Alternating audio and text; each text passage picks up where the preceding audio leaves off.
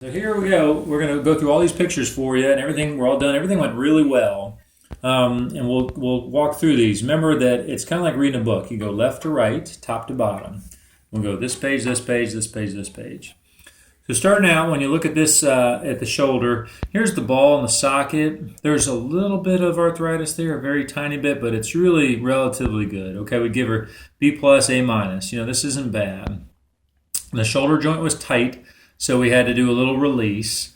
The rotator cuff, here's the rotator cuff thick part, and then there's a thin part right here. So the MRI is dead on correct. There's a partial thickness tear of the rotator cuff. Okay, so this is the area that we had to repair. Now in the front here, there's also some tearing of her biceps, which is this isn't a great picture of it, but we did some work on the biceps, we did some work on the rotator cuff. You'll see that in a second. Here's the bone spur sticking down, and if you look, this comes all the way down like this. Okay, comes all the way down. So the space between the bone and the rotator cuff is very narrow. So every time she raises her arm up, she was pinching her rotator cuff. And it hurt the biceps and it hurt the rotator cuff. So we take a burr and everything below my pen gets removed. Okay, and this is what we did. Obviously that's done. But in these pictures, that's the course of action. So this is what it looks like afterwards. Now we've got a nice flat surface, and we've really doubled the space for the rotator cuff. So when she raises up her arm, she's not going to get a constant pinch.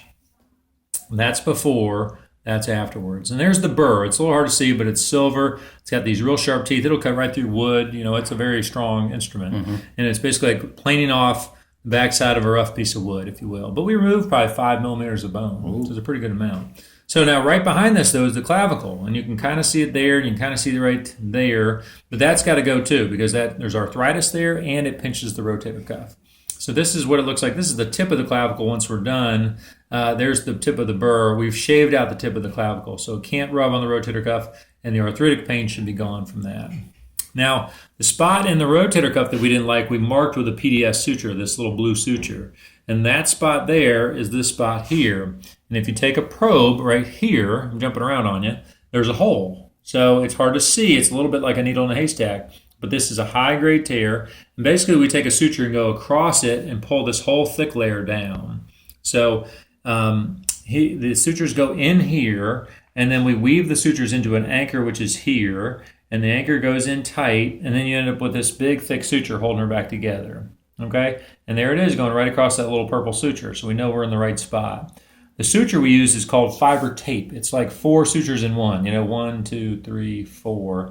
And just like a ski rope has multiple strands, this is the same idea. Okay. So it's really thick, strong suture, and it rarely, if ever, breaks.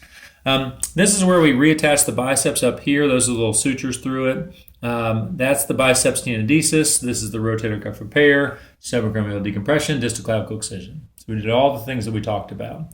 So here's what she gets to do, and kind of page to me. Not that I'm deserve to be in a video, but here's what I want her doing. In 3, she can shower today, okay. But she has to take the brace off, but she can't get it wet.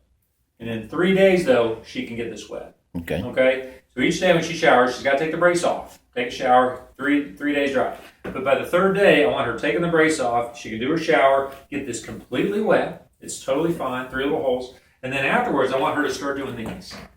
These are called pendulum exercises. Oh. I want her doing clockwise.